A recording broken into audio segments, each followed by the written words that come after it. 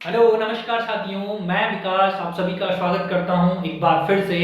और हमने काफी टाइम पहले पढ़ा था एक वाइटल साइन, और उस वाइटल साइन के बारे में हमने एक चीज के बारे में बेटा पढ़ लिया था। और वो क्या पढ़ लिया था?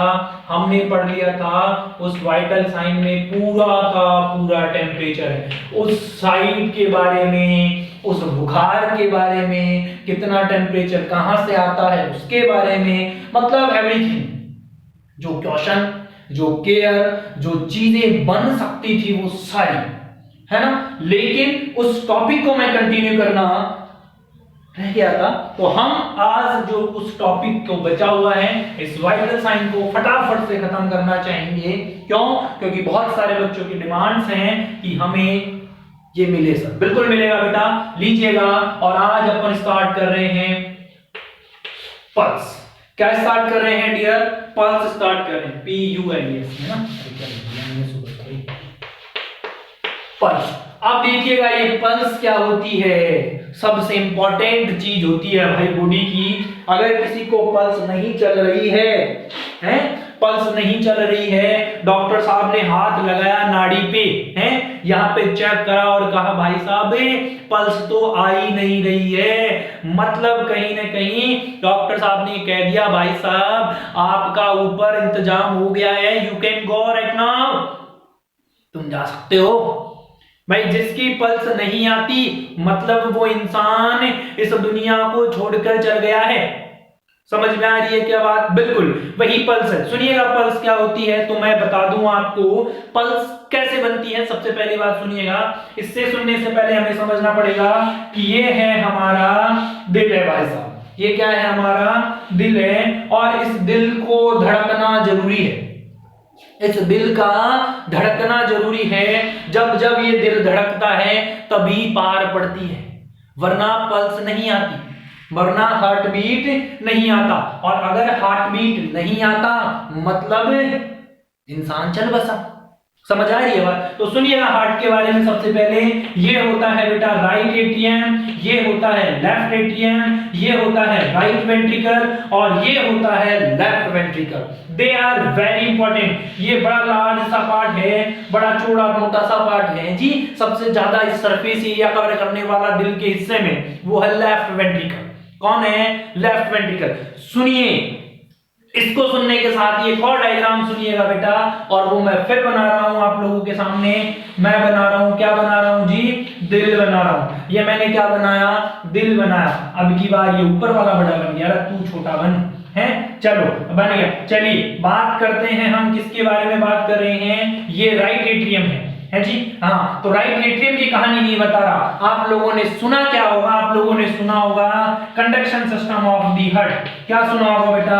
Conduction system of the heart के बारे में है जी। आप लोगों ने सुना होगा कि क्या क्या होते हैं। एक होता है एसे नोड, एक क्या होता है एबी नोड, एक क्या होता है बंडल ऑफ हिज, एक क्या होता है पुरकिंजे फाइबर, अरे क्या होता है पुरकिंजे फाइबर, और एक क्या होता है बंडल ऑफ हिज की ब्रांच होती है। क्या होती है बेटा? बंडल ऑफ हिज की ब्रांचें होती है। समझ में आ रही है? बंडल ऑफ हिज ब्रांचेज होती है जी। लेफ्ट ब्रांच, राइट ब्रांच, इनकी बातें नहीं कर रहा मैं, सिर्फ ऐसे नोड की बात करूंगा। इसकी बात करूंगा ऐसे नोड की। ये ऐसे नोड क्या करता है? राइट एट्रियम के मिड, आप कह सकते हैं टॉप पे, मैं जहां निशान लगा रहा हूं वहां पे प्रेजेंट होता है।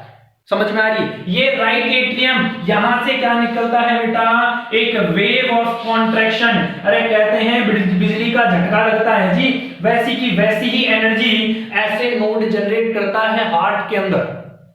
वैसे की वैसी ही एनर्जी ऐसे नोड जनरेट करता है। और जब ये ऐसे नोड जनरेट करता है तो इसे क्या बोलते हैं? First heart. क्या? फर्स्ट हार्ट भी बोल सकते हैं। क्या बोलते हैं? इसे बोलते हैं पेस मेकर ऑफ दैट। इसे क्या बोलते हैं बेटा? इसे बोलते हैं पेस मेकर। मतलब बहुत तेज धड़कने वाली ये वो चीज है, अगर ये नहीं धड़के ना तो ये है ना AV node, bundle of His, ये ढीले पड़ जाए भाई साहब, इनका काम गड़बड़ा जाए है। समझ लो, अगर ये काम गड़बड़ा गया ना कहीं सौदा खराब हो गया, कहीं ना कहीं सौदा खराब हो गया, तो इस सौदे को खराब होने से बचाना जरूरी है। समझ में आएगा? कैसे बचा सकते हैं? सिंपल थिंग है। तो ये जो, अब सुनिएगा मैं क्या कहना चाहता, पल्स कहना चाह रहा था। तो यहां ये क्या है? ये है ऐसे नोड, ये क्या है ऐसे नोड, और इस ऐसे नोड से सुनिएगा, इस ऐसे नोड में कॉन्ट्रैक्शन होता है और पूरा का पूरा दिल धड़कता ये है, ऐसे ऐसे करेगा, contraction relaxation, contraction relaxation, contraction relaxation, yes और नो, बिल्कुल। और जब एक कॉन्ट्रैक्शन और एक रिलैक्सेशन करता है तो लेफ्ट वेंट्रिकल से निकलकर ब्लड जाता है आर्च ऑफ अयोटा में। कहां जाता है रे? आर्च ऑफ अयोटा में जाता है, और अयोटा की बहुत सारी ब्रांचेज है, वहां जाता है। हमें बाद की कहानी है, सीवीएस में पढ़ेंगे बेटा, यहां नहीं पढ़ेंगे। सुने, तो ये जो ब्लड यहां से निकल कर जाता है, जाइए जाइए, और जैसे जैसे ये ब्लड जाता है तो ये ब्लड आर्च ऑफ अयोटा से पूरी बॉडी में सर्कुलेट होता है, और बॉडी में बहुत सारी जगह ऐसी होती है जहां पर आपकी मान लीजिए ये देखिए, ये क्या देखिएगा कि ये आर्टरी है, ये वेसल्स है, और यहां से ब्लड जा रहा है, तो ये ब्लड बह रहा है भैया, ये खून बह रहा है, और खून बह रहा है तो आप देखते हैं पल्स फील करते हैं। पल्स फील करने के लिए कितनी फिंगर का यूज किया जाता है? 3 फिंगर का यूज किया जाता है, कभी भी थंब का यूज नहीं किया जाता है। क्यों? इसलिए क्योंकि इस थंब में आर्टरी प्रेजेंट होती है, ये खुद ही फील कर लेगा पल्स चल रही है। समझ में आ रही है? आ रही है? हाँ बोलो, आ रही है, चलो वेरी गुड, आ रही है। तो ये जो हार्ट बीट चलती है, दिल धड़कता है, और एक वेव ऑफ ब्लड आता है जो निकल कर जाता है, और ब्लड जैसे निकल कर जाएगा तो आर्टरी को अप एंड डाउन करके जाएगा, अप एंड डाउन करके जाएगा, अप एंड डाउन करके जाएगा, अप एंड डाउन करके जाएगा। और सुनो मेरी बात, अब इसको मिटा रहा हूं, सुनो मेरी बात, क्या होता है फिर? जो आर्टरी है उस आर्टरी का एक्सपेंशन मतलब बढ़ना, उस आर्टरी का एक्सपेंशन और रिकॉल हो जाना किसके माध्यम से हो रहा है? थ्रू द लेफ्ट वेंट्रिकल के माध्यम से है। सुनिएगा, मैं कहानी बता रहा हूं, सुनिएगा ये क्या होता है। सबसे पहली बात सुनिएगा, मैं क्या बोल रहा हूं, सुनिएगा क्या कह रहा हूं कि रिदेमेटिक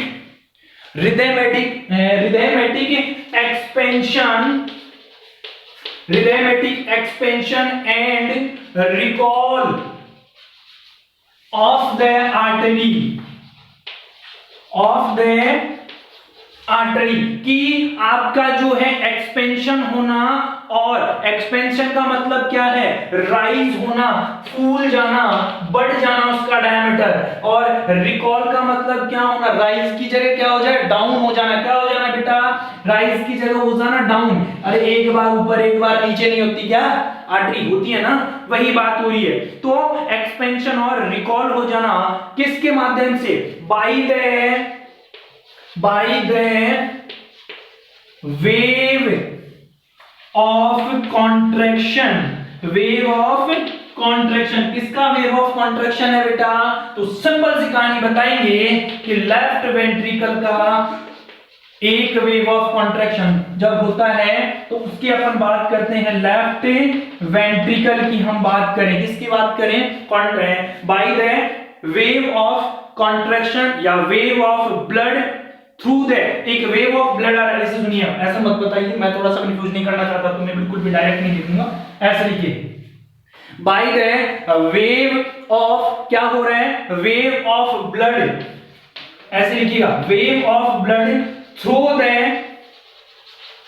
the contraction of, ऐसे लिखिएगा ताकि तुम्हें समझ में आया। Through the contraction of left ventricle बेटा, लेफ्ट वेंट्रिकल के कॉन्ट्रैक्शन से निकलने वाला ब्लड आर्टरी का राइज करना, आर्टरी का डाउन करना, आर्टरी को फुला देना, आर्टरी को घटा देना, और ये जो फील कर लिया जाता है उसे ही पल्स कह दिया जाता है। उसे ही क्या कह दिया जाता है? पल्स कह दिया जाता है। अरे रिदम, रेट, और आपने पढ़ा होगा क्या? वॉल्यूम। क्या पढ़ा होगा? ये कैरेक्टरिस्टिक्स पढ़े होंगे किसके? पल्स के। लेकिन सबसे सिंपल तरीका ध्यान रखना है कि लेफ्ट वेंट्रिकल के कॉन्ट्रैक्शन से निकलने वाला ब्लड, और उस ब्लड के साथ में ब्लड क्यों निकला? क्योंकि लेफ्ट वेंट्रिकल ने कॉन्ट्रैक्शन मारा, पंप हुआ, और पंप हुआ तो ब्लड बाहर निकला, और जो ब्लड बाहर निकलकर पूरी बॉडी में सर्कुलेट हो जाता है। और इस सर्कुलेशन को क्या कहते हैं बेटा? इस सर्कुलेशन पे जो फील आता है पल्स का, अप एंड डाउन होती है आर्टरी वेन, वो क्या होती है? वो पल्स होती है। क्या होती है रे? पल्स होती है। बात समझ में आया? तो ये क्या थी? पल्स। अब समझ में आ गया कि arithmetic wave of contraction, arithmetic wave of contraction या रिथमेटिक आपका क्या हो रहा है, expansion and recall of the artery through the wave of contraction by the help of left ventricle. कुछ भी कह ले, बात समझ में आ जानी चाहिए। नेक्स्ट बात करें तो पल्स के 3 कैरेक्टरिस्टिक्स होते हैं बेटा। कितने कैरेक्टरिस्टिक्स होते हैं? 3 कैरेक्टरिस्टिक्स होते हैं। सबसे पहले सुनने और सबसे पहले होता है रेट, दूसरा होता है रिदम, है जी, बात समझ में आ रही है, और तीसरा क्या होता है, वॉल्यूम। वेरी इंपॉर्टेंट है, तीनों चीजें बराबर चलती रहती है। वॉल्यूम का मतलब है कितना उसके अंदर ब्लड बह रहा है, रिदम का मतलब है कि किस रिदम से बह रहा है, कभी तेज होता है, कभी कम होता है, कभी ज्यादा, कभी कम होता है, नहीं होता, बिल्कुल होता है। और रेट मतलब कितना वेव ऑफ कंट्रैक्शन, कितने बार दिल धड़क रहा है, 72 बार धड़क रहा है, 76 बार धड़क रहा है, 80 बार धड़क रहा है, 100 बार धड़क रहा है? वही बात कह रहा हूं। तो सुनिएगा, रेट, रिदम, वॉल्यूम, ये तीनों चीज क्या करती है, डिपेंड करती है। एग्जामिनर तुमसे ये पूछने को आ जाए, क्या पूछने को आ जाए कि विच कितने फिंगर्स हैं जो यूज करे जाते हैं, तो 3 फिंगर होती है बेटा जिनसे पल्स चेक करी जाती है। कभी भी जो होता है हम थंब यूज नहीं करते हैं। क्यों नहीं करते हैं? क्योंकि इस थंब के अंदर, खुद के अंदर क्या प्रेजेंट होती है, आर्टरी, तो ये खुद ही क्या बता देगी, पल्स जो है वो पल्स बता देगी। इस बात का ध्यान रखना है, ठीक है? समझ में आ रही है बात? बोलो अरे हाँ या नहीं। बिल्कुल, तो इतनी बात। अब दूसरी और इंपॉर्टेंट बात क्या आती है कि एग्जामिनर ऐसे पूछ लेता है कि जब साइड का सिलेक्शन कर रहे हो, किसका सिलेक्शन कर रहे हो बेटा, साइड का सिलेक्शन कर रहे हो, तो उस साइड का सिलेक्शन करने से पहले या करते वक्त किस बात को, या साइड का सिलेक्शन कैसे करें, है ऐसे पूछ रहे हो। साइड सिलेक्शन कैसे करें, तो सिंपल बात ध्यान में रखनी है कि बोन जो है, उस बोन के नियर, उस हड्डी के नियर, बोन के नियर जो आर्टरी है, उस आर्टरी को क्या कर लिया जाता है, पकड़ लिया जाता है, उसे फील करा जाता है कि एक आर्टरी जो क्या करती है, बोन की सरफेस या बोन के पास से गुजर रही है, और बोन के पास से गुजर भी रही है, लेकिन जो आपकी स्किन की सरफेस है बेटा, है स्किन सरफेस है, वहां पर भी हो, वो ऐसे नहीं अंदर की तरफ हाथ नहीं घुस जाएगा इंसान के अंदर, सुपरफिशियली भी वो होनी चाहिए। तो वो क्या होती है, अपनी पल्स की साइट होती है। वो क्या होती है बेटा, अपनी पल्स की साइट होती है। बात समझ में आ रही है? अब इसमें मार्किंग दी जाती है। मार्किंग की अगर बारे में बात करें तो जीरो मार्किंग कहां दी जाती है, जहां पर बिल्कुल पल्स क्या आ रही है, एब्सेंट आ रही है। जीरो मार्किंग कहां दी जाती है, जहां पर पल्स क्या आ रही है, बिल्कुल एब्सेंस आ रही है, कि जीरो मार्किंग है भाई साहब इसके लिए, है मतलब पर्सन की क्या हो गई है, डेथ। मतलब भाई साहब कहां गुजर चुके हैं, प्रलोक के लिए गमन हो चुका है, तो उनकी डेथ। अगर बात करें कि 1 नंबर या 1+ मार्किंग कहां पर देते हैं, जहां पर पल्स जो होती है कैसे आ रही है, थ्रेडी लाइक पल्स आ रही है। कैसी पल्स आ रही है बेटा, थ्रेडी पल्स है, कभी कभी आती है और कभी कभी नहीं आती है। बात समझ में आ रही? थ्रेडी पल्स मतलब ऐसा बोल सकते हैं कि किस पेशेंट में आती है, तो मैं कह दूं कि जिन पेशेंट को क्या लग जाता है, शॉक लग जाता है। Which type shock, hypovolaemic shock बोल सकते हो, है शॉक लग जाता है, उन पेशेंट के अंदर मोस्टली देखा जाता है। चलिएगा भाई, नंबर 2 की बात करें, और नंबर 2 जो दी जाती है वो क्या होती है, वो होती है वीक पल्स, कि जितनी पल्स आनी चाहिए उतनी नहीं आ रही है, मतलब थोड़ी कम की ज्यादा आ रही है, अप एंड डाउन आ रही है। नंबर 3 की बात करूं मैं, 3+ जो दिया जाता है, मतलब नॉर्मल पल्स आ रही है बेटा, क्या आ रही है, नॉर्मल पल्स आ रही है। नंबर 4 की बात करें तो, नंबर 4 की बात करें तो क्या होता है, इसका मतलब होता है बाउंडिंग पल्स, की हद से ज्यादा ही क्या हो रही है, आर्टरी और वेन आपकी अप एंड डाउन, मतलब दिल ज्यादा धड़क रहा है जरूरत से ज्यादा। तो नॉर्मल पल्स के लिए मार्किंग कितनी देते हैं, 3+ मार्किंग के नाम से जाना जाता है। ये कुछ क्वालिटी बोल सकते हैं भाई, नॉर्मल पल्स तो ये मार्किंग दे देंगे, अब नॉर्मल है तो ये दे देंगे, वीक थ्रेडी है तो 1 दे देंगे, बाउंडिंग है तो 4 दे देंगे, और जीरो है तो एब्सेंस दे देंगे, और पर्सन की डेथ को शॉर्ट देंगे। मतलब ये सुन लेना, जो पर्सन पल्सलेस है, कहीं ना कहीं दिल धड़कना बंद हो रखा है, मर नहीं गया है। ध्यान रखिए इस बात का। हो सकता है हार्ट फेल हो गया हो सकता है वहां पर वेव ऑफ कॉन्ट्रैक्शन नहीं आया हो सकता है एसए नोड और एवी नोड एक्टिवेट नहीं हो। समझ में आई बात? चलिए नेक्स्ट की बात करें तो कुछ कॉमन साइट्स के बारे में अपन बात कर लेते हैं, जहां पल्स की कॉमन साइट होती है, जहां से हम पल्स लेकर चलते हैं। तो कॉमन साइट के बारे में बात करेंगे, बहुत सिंपल थिंग है। सबसे पहले ऊपर से बॉडी के ऊपरी हिस्से से अगर अपन चलते चले तो सबसे पहले क्या होती है आपकी टेम्पोरल आर्टरी है जी। ये जहां पे मैं हाथ लगाता जाऊंगा एक इंसान बनाकर लास्ट में पूरी की पूरी आर्टरीज आप लोगों को दिखा दूंगा। ये जो हिस्सा है मतलब ये क्या होती है आपकी, ये होती है टेम्पोरल पल्स। अरे क्या होती है भाई साहब, ये होती है टेम्पोरल पल्स। और हर कोई फील करके देखे, जैसे मैं नाम बोल रहा हूं अपने दिमाग के अपनी बॉडी के उस हिस्से पर हाथ लगाएं और उसे प्रॉपर तरीके से फील कर देखें। है जी, बात समझ में आ रही है? क्या बोल सकते हैं इसे कि अबाउट द आई या लेटरल एस्पेक्ट ऑफ द आई। बात समझ में आ रही है? कहां? आंखों के जरा सा ऊपर या लेटरल एस्पेक्ट ऑफ द, आंखों के सामने साइड में है, आंखों के साइड से क्या बोल सकते हैं कि लेटरल एस्पेक्ट ऑफ द आई, कि लेटरल एस्पेक्ट बाहर की तरफ है। या फिर क्या बोल सकता हूं, दूसरे शब्दों में बोलूं तो बोल सकता हूं अबाउट द आईज, कि आई के ऊपर से जो पल्स ली जाती है वो क्या होती है, टेम्पोरल पल्स। एग्जामिनर पूछ ले तुमसे कि यहां से जो रीडिंग ली जाती है वो कितनी देर के लिए ली जाती है, तो ली जाती है बेटा 60 सेकेंड या फिर क्या कहेंगे 1 मिनट के लिए ली जाती है। बात समझ में आई? बोलो हाँ और नहीं। सबसे पहले क्या होती है, टेम्पोरल आर्टरी होती है। अरे क्या होती है, टेम्पोरल। टेम्पोरल के नीचे चले नंबर 2, और ये जो नेक है इस गर्दन पे यहाँ पे दोनों साइड पे क्या दिखती है आपको, यहाँ पर आप लोगों को पता चलता है कौन सी पल्स है, यहाँ पे है बेटा कैरोटिड पल्स। अरे which pulse are present in the neck region. अगर एग्जामिनर डायरेक्टली पूछ ले तो क्या कहना है कि हाँ पर जो पल्स होती है सर जी वो कौन सी पल्स होती है, कैरोटिड पल्स होती है। विच पल्स आर प्रेजेंट, तो डायरेक्ट नाम बोलना है कैरोटिड पल्स। ये मोस्ट इफेक्टिव है, यहाँ पर कई बार जो है वो चेक करा जाता है। ये कहां पर होती है, तो सिंपल सा आंसर देकर चलना है कि anterior body of the neck. क्या बोलकर चल सकते हैं, anterior body of the neck, कि गर्दन के सामने बिल्कुल जस्ट बोल सकते हो, है जी, बिल्कुल यहीं पे प्रेजेंट होती है। चलो इसका यूज कब करते हैं मोस्टली, तो ये जो कैरोटिड पल्स चेक करी जाती है वो मोस्टली अपन यूज करते हैं कहां पे, जब किसी पेशेंट को सीपीआर देना है। और सीपीआर क्या होता है, कार्डियोपल्मोनरी रिससिटेशन होता है। तो हम चेक करके चलते हैं, देखकर चलते हैं। इसके अलावा ये जो पल्स है सीपीआर के अलावा, सीपीआर में भी अब देखो हम कैरोटिड पल्स कब चेक करते हैं, वैसे तो नॉर्मल रेडियल करके चलते हैं, लेकिन यहाँ पर कब करते हैं, जब हमारा पेशेंट क्या है भाई साहब, जब हमारा पेशेंट है कॉन्शियस पेशेंट। तो इस कॉन्शियस पेशेंट वाली कंडीशन में भी हम क्या करते हैं, कैरोटिड पल्स चेक करते हैं। कितने टाइम के लिए करते हैं, तो आंसर देना 5 to 10 सेकंड के लिए चेक करी जाती है और फाइंड आउट कर लिया जाता है। कौन सी पल्स, कैरोटिड पल्स है जी, कौन सी पल्स, कैरोटिड। चलिएगा नंबर 3 पल्स की तरफ चलें, तो नंबर 3 कौन सी होती है, जो दिल से सुनी जाती है। अरे दिल से दिल की आवाजें ही नहीं सुनी जाती बेटा, दिल से हार्ट बीट भी सुनी जाती है।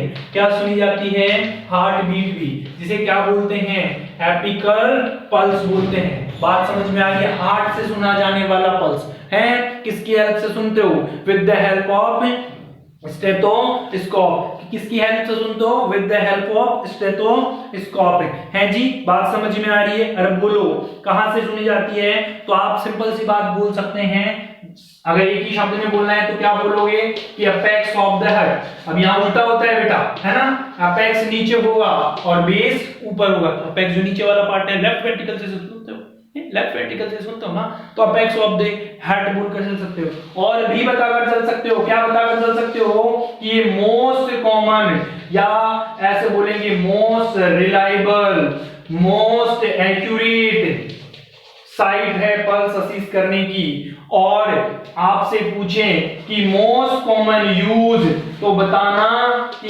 इन्फेंट में करी जाती है, तो बताना नियोनेट में करी जाती है।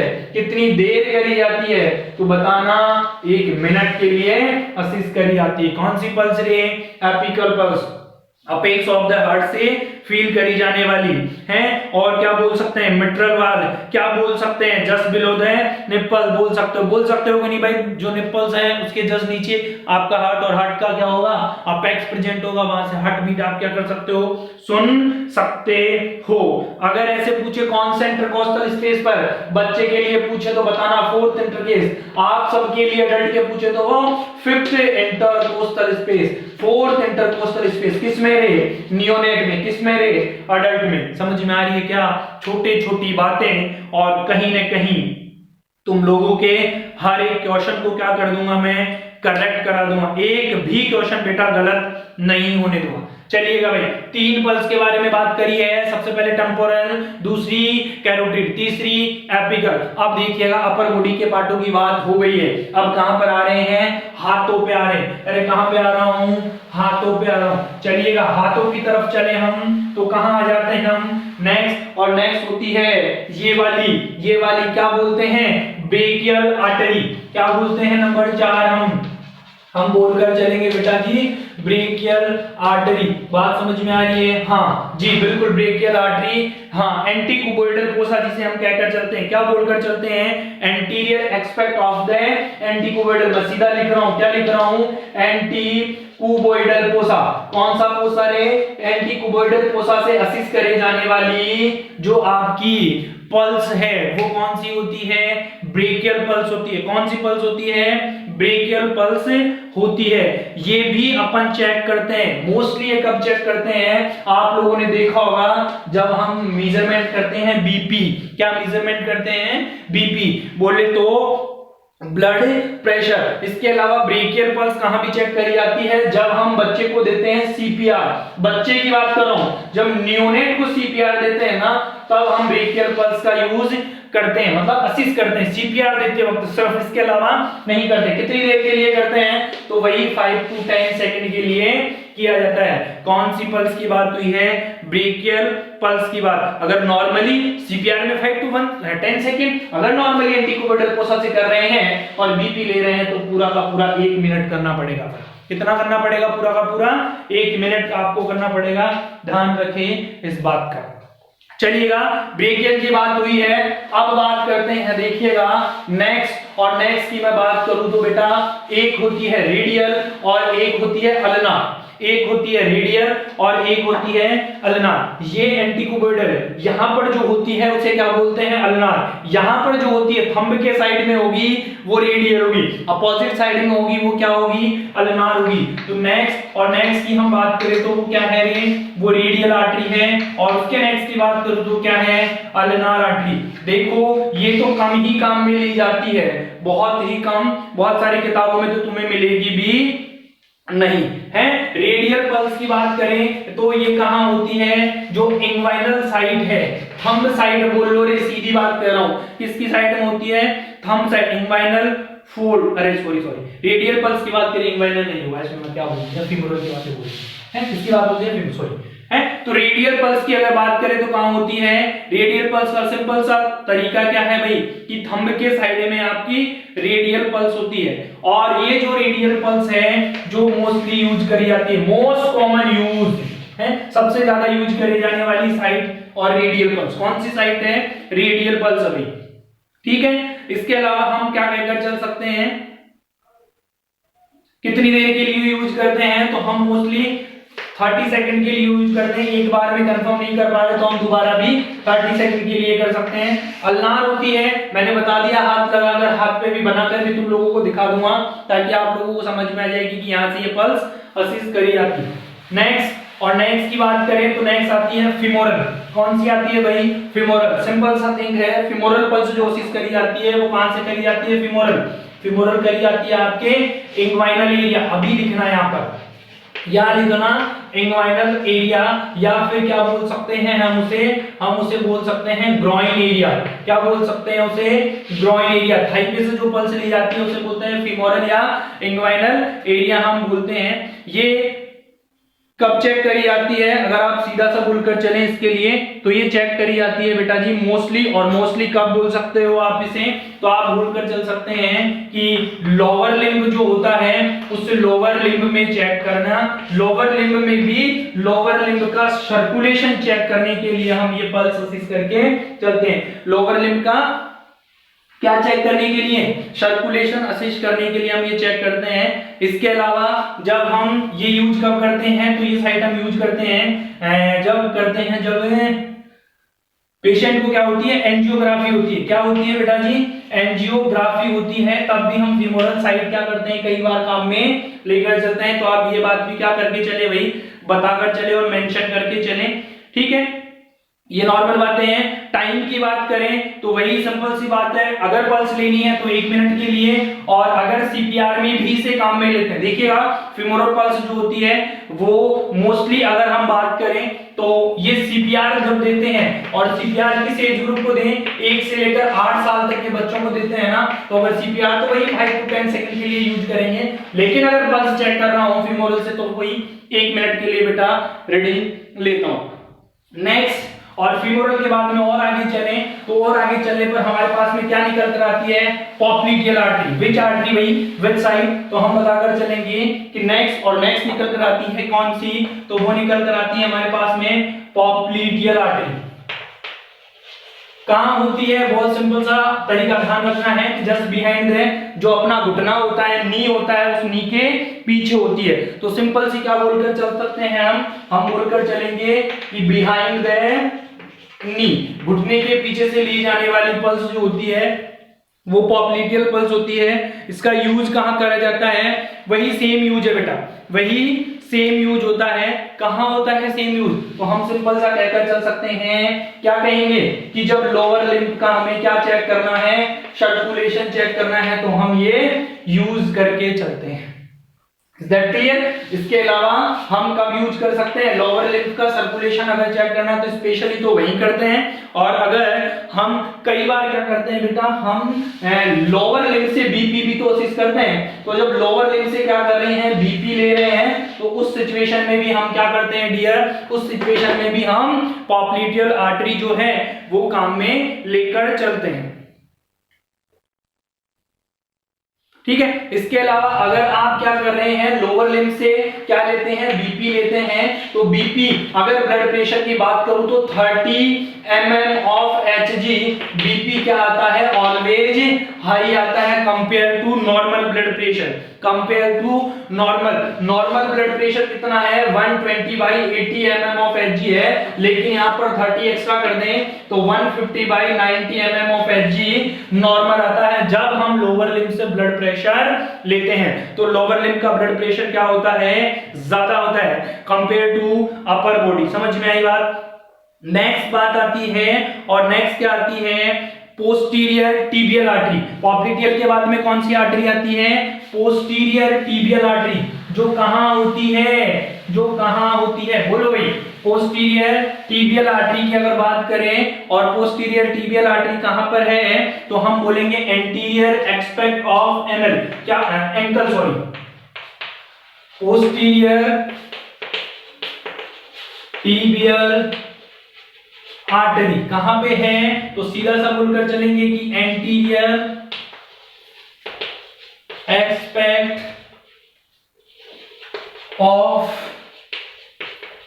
एंकल। जो एंकल है उस एंकल के अरे सामने पैर के फुट पे ये पैर है, तो यहां पर देखते हो ना, उसे क्या बोलते हो, पोस्टीरियर टिबियल आर्टरी। क्या बोलकर चलेंगे बेटा जी, पोस्टीरियर टिबियल आर्टरी बोलकर चलेंगे। बात समझ में आ गई, हाँ ये तो बता ही दिया मैंने, पोस्टीरियर, अच्छा चलो यही है, सॉरी है ना, पोस्टीरियर टिबियल आर्टरी, तो क्या बोलेंगे, anterior expect of the ankle. क्या चेक करते हैं, सिंपल वही सर्कुलेशन चेक करके चलते हैं बेटा।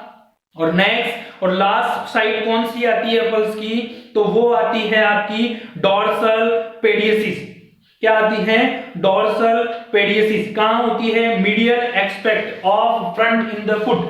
कहां पे, देखो एक तो ये पैर है और ये ऐसे बढ़ा हुआ है, यहां से जो ली जा रही है पीछे से वो है पोस्टीरियर, और इस पैर के यहां ऊपर वाले पार्ट से जो ली जाएगी वो क्या होती है, वो होती है डॉर्सल पेडियसिस। क्या होती है, डॉर्सल पेडियसिस होती है बेटा। बात समझ में आई, बोलो हाँ और नहीं, बोलिए भाई फटाफट से बोलिएगा। और ये डोर्सल पेडियसिस कब चेक करी जाती है, जब किसी पर्सन को क्या बांध दिया गया है, प्लास्टर ऑफ पेरिस बांधा गया है जी, प्लास्टर कर दिया गया है, तो वहां पे ब्लड की सप्लाई को, सर्कुलेशन को देखने के लिए हम ये साइट यूज करते हैं। तो भैया बात समझ में आई और नहीं, फटाफट से आंसर दीजिएगा सुंदर सुंदर से शब्दों में। सभी बच्चे कमेंट करके बताएं कि हाँ सर जी बिल्कुल बातें समझ में आ रही है और नहीं आ रही है। बिल्कुल, चलिएगा एक छोटा सा डायग्राम बनाने की कोशिश करते हैं, उसके माध्यम से समझने की कोशिश करते हैं। ये इंसान का सर है भैया, ये उसकी आंखें हैं, ये उसका मुंह है और ये उसके कान है जी। यहां से जो पल्स ली जाती है, देखिएगा यहां से मैं कलर के माध्यम से बताऊंगा। चलिए फिलहाल डायग्राम बना लेते हैं। ये उसकी नेक है, ये उसके शोल्डर है, ये उसके शोल्डर है, ये नीचे आ गया, ये नीचे आ गया और ये इसके हाथ चले गए भैया, ये इसके हाथ चले गए हैं। ये देखिए ये हाथ है भैया उसके, क्या है जी ये उसके हाथ है जी भैया, हाथ क्या है, हाथ। चलिएगा ये इसकी चेस्ट है, चलो चलो चेस्ट है, चलो आगे चलो। और अब ये अपर बॉडी बनी है, ये क्या बनी है फिलहाल अपर बॉडी। अब यहीं से हम पैर बनाना स्टार्ट कर रहे हैं, यहीं से हम क्या कर रहे हैं, पैर बनाना स्टार्ट कर रहे हैं। ये मैंने क्या बना दिए हैं, पैर बना दिए। ये लो भैया, दिख रहे हैं क्या पैर आप लोगों को? अरे दिख रहे हैं क्या? चलो एक बार अपर बॉडी की बता दूं, फिर इसको थोड़ा पैरों को ऊपर करके पढ़ लेंगे। सुनिए भैया सुनिए, इधर देखिएगा, ध्यान दीजिएगा। मैं कलरफुल चौक से बताने की कोशिश करता हूं, अगर तुम्हें चले उसके माध्यम से समझ में आ जाए तो है भाई, डिनोट कर दूंगा ताकि आप लोग आसानी से समझ पाएंगे। ठीक है, अरे बोलो भाई बोलो, हाँ और नहीं। चलिए आइएगा नेक्स्ट। और नेक्स्ट क्या कह रहा हूं कि यहां से जो पल्स ली जाती है, यहां अबाउट द ईयर, अरे कानों की आंखों के ऊपर से, तो क्या बोलते हैं उसे? तो उसे बोलते हैं हम टेम्पोरल। क्या बोलते हैं रे? उसे हम टेम्पोरल। यहां से लेते हैं तो उसे क्या बोलते हैं? कैरोटिड। क्या बोलते हैं? कैरोटिड। अरे दिल से लेते हैं तो क्या बोलते हैं? एपिकल। अगर यहां से लेते हैं तो क्या बोलते हैं? ब्रेकियल। क्या बोलते हैं? ब्रेकियल। यहां से लेते हैं तो क्या बोलते हैं? रेडियल। क्या बोलते हैं? रेडियल। यहां से नहीं, यहां से, यहां से नहीं, यहां से, और यहां से लेते हैं तो क्या बोलते हैं? अल्नार। अपर बॉडी की बता दी है, फटाफट से देख लो भैया। वन मोर वापस देख लेना। एपिकल नहीं टेम्पोरल, ये टेम्पोरल, ये कैरोटिड। यहाँ पे दिल पे लेने वाली एपिकल, गर्दन से लेने वाली कैरोटिड, सर से लेने वाली टेम्पोरल है जी। आगे चलें, एंटीक्यूबेटल कोसा से लेने वाली ब्रेकियल, उसके थंब वाली साइड से लेने तो रेडियल मोस्ट कॉमन साइड, और उसके अपोजिट साइड से लेंगे तो अल्नार पल्स। समझ में आई क्या बात? बोलो बोलो हाँ और नहीं। चलिए नेक्स्ट देखिएगा। अब ये मैंने हाथ बना दिए थे, अब मैं यहीं से पैर बना रहा हूं, यहीं से क्या कर रहा हूं, इंसान के पैर बना रहा हूं। ये लो भैया, ये लो, देखना इधर, ये मैंने पैर बना दिए सुंदर सुंदर से, दो ये पैर बना दिए। अभी ये पर क्या है, ये थाई है, ये क्या है यहाँ पर, थोड़ा मैं इसको वाइड कर दूं तो आप लोगों को अच्छे से समझ में आएगा। ये क्या है, उन भाई साहब की थाई है, और ये उन भाई साहब के हैं पैर, ये हैं पैर। चलो भैया बात समझ आ रही है? बोलो बोलो हाँ और नहीं। चलिए ये जो बात है थाई के अंदर की, anterior aspect of the thigh बोलते हैं, उसे क्या बोलते हैं? उसे बोलते हैं फीमोरल। क्या बोलते हैं? फीमोरल। ये इसका घुटना है, ये उसका घुटना है, और घुटने के पीछे से जो ली जाती है उसे क्या बोलते हैं? उसे बोलते हैं सर पॉप्लीटियल। क्या बोलते हैं? पॉप्लीटियल बोलते हैं बेटा। क्या बोलते हैं? वन मोर थिंग वापस देखिएगा, पॉप्लीटियल आर्टरी बोलते हैं। चलिएगा चलिएगा। और अगर इसके एंकल के पीछे से ले लूं तो इसे क्या बोलूंगा? इसे बोलूंगा पोस्टीरियर। क्या बोलूंगा? पोस्टीरियर टीबियल आर्टरी बोलूंगा। अरे बोलो पोस्टीरियर टीबियल। अगर पैर के सामने से लूंगा तो इसे क्या बोलूंगा? इसे बोलूंगा डोर्सल पेडियसिस। क्या बोलूंगा? डोर्सल पेडियसिस। अरे गण लो, नो की नो साइड गण लो भाई, गण लो। अगर कहीं एक भी छूट गई है तो मुझे बता दो। वन मोर थिंग देखिएगा, डायग्राम बनाएंगे, समझाने की कोशिश करिए कि कौन सी साइड कहां कहां पर होती है। बात समझ आई क्या भाई? अरे बोलो हाँ और नहीं। तो चलो दोस्तों, ये पल्स का सेशन आप लोगों का यहीं खत्म करते हैं। उसके बाद में हम जो पढ़ेंगे वो पढ़ेंगे रेस्पिरेशन, है जी। आज के लिए इतना ही। Thank you so much everybody. और आप सभी लोग, मैं जैसे अपना काम शिद्दत से कर रहा हूं, उम्मीद करता हूं आप सब भी अपना काम शिद्दत से कर रहे होंगे। Thank you so much everybody, और बने रहिए आप सभी हमारे साथ। पूरा भरोसा रखिए, हम आप लोगों को एक मंजिल जरूर दिलाकर रहेंगे जब तक हम शांति से नहीं बैठे। कर दिखाइए कुछ ऐसा कि दुनिया करना चाहे आपका जैसा, यही वादा है और यही नारा है तुमसे दोस्तों कि हम वो कर दिखाएंगे जो हमें जरूरी लगता है। चलिएगा, thank you so much everybody, best of luck, goodbye, take care.